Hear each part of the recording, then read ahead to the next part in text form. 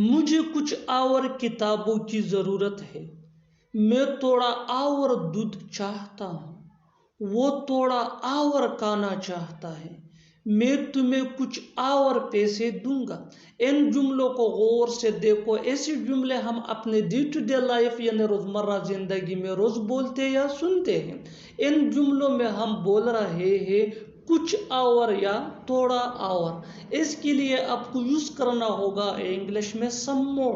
سم مور مین کچھ اور یا تھوڑا اور۔ آئیے کمپلیٹ سٹرکچر سمجھتے ہیں۔ سینٹنس پلس سم مور پلس ادر ورڈز۔ آگے ڈیٹیل سے سمجھاتا ہوں مثالوں سے۔ Here are some examples for you۔ مجھے کچھ اور کتابوں کی ضرورت ہے۔ I need some more books۔ I need some more books۔ میں تھوڑا اور دودھ چاہتا ہوں۔ I want some more milk۔ I want some more milk۔ وہ تھوڑا اور کھانا چاہتا ہے۔ He wants to eat some more۔ He wants to eat some more۔ میں کچھ اور پیسے دوں گا۔ I will give you some more money۔ I will give you some more money۔ اور آخر میں یہ سینٹنس آپ کے لیے کامن سیشن میں اس کا جواب ضرور دینا۔ مجھے کچھ اور کرسیوں کی ضرورت ہے۔